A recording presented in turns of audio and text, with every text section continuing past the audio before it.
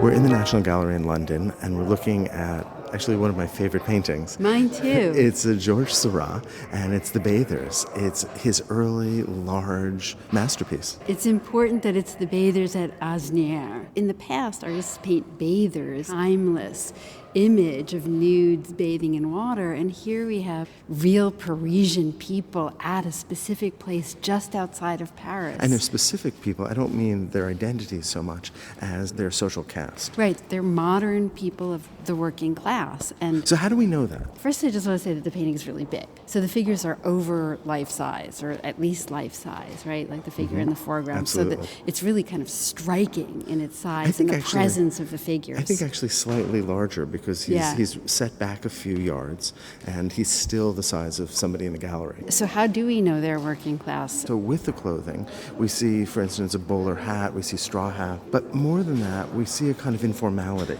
And I think that that's one of the ways that Seurat really signals class status. We can tell that we're in some place that's not that fancy by the fact that we've got a kind of industrial scene in the background. So we've got an industrial modern bridge, we've got smokestacks, we've got buildings. We're not in the countryside away from everything where it's really pretty and sort of suburban and more picturesque. In fact, in some of the sketches that were produced in preparation for this painting, there was a horse that was actually drinking in the river here, which is not something that would probably have been allowed where the middle class or the upper class was bathing. And as if it wasn't enough in terms of what they're wearing, Seurat contrasts this working class group with people of a higher status who are in the rowboat in the middle ground with to the right. With a top hat and a parasol. That's right. Fully clothed, by the way, despite the same heat that the working class are enjoying. And of course, somebody in shirt sleeves who's working for them is doing the rowing. Exactly, wearing very much the same kind of hat as the people in the foreground. That's right. So those symbols were really important ways of distinguishing class and economic status. And in a way, that's sort of what Seurat is doing, right? He's sort of reducing these figures. We don't see much about their faces, but we know who they are by what they're wearing and how they carry themselves. The way actually we really identify people in modern life in the city when you walk around. I think we should go back to the size thing for a second, because we're kind of used to Impressionist paintings and I'm looking in the room where we are, being smaller, significantly. That's right, smaller. Easel paintings, smaller easel paintings. Because they would take them outside. That's right. And paint them outside. He's painting it in the studio. There's something about it that looks more structured, more composed. He's rejecting the kind of spontaneity and informality of Impressionism, almost like he's trying to bring something kind of more rigorous to Impressionism. A kind of classicism? Yeah, something more thoughtful, something more academic. I think it's really interesting the way that Seurat displays a series of cultural clues that help us in the 21st century understand the way in which society functioned. On the other side of this river, there is an island which is the subject of probably Seurat's most famous painting, Sunday Afternoon on the Isle of the Grand Shop. But that painting is a depiction of the middle class and the upper middle class.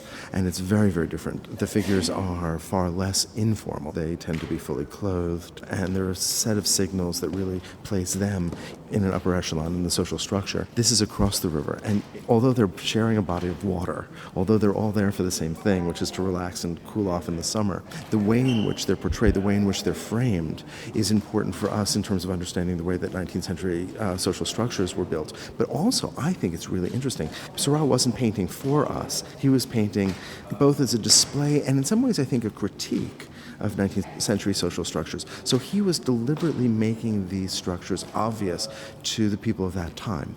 There is a definite kind of social critique here of class and mores. Also a kind of, I think, awareness of what was new about life in the late 19th century and giving that to us in this giant scale, the idea of leisure time, the idea that you could work in those factories down the river, clocked in, you clocked out, and then you had your separate leisure time where you went and did something kind of specific in your leisure time, the way that we all still do today.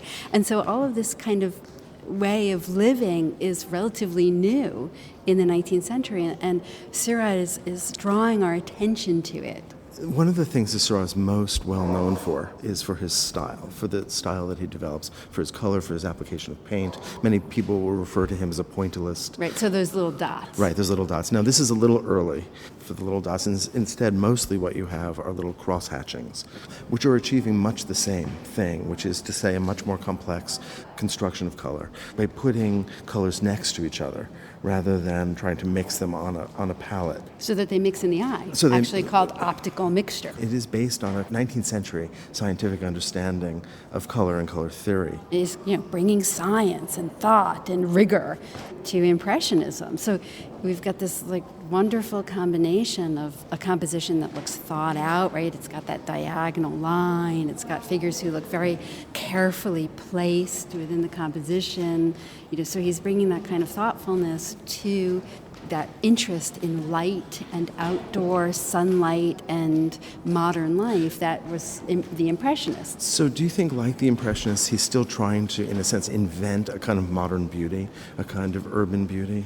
No question. I think, in fact, he's trying to create a timelessness, to say it's not just the ancients who could have timeless beauty, but we in our own lives, in modern-day Paris in the 1880s, have an eternal beauty of our own.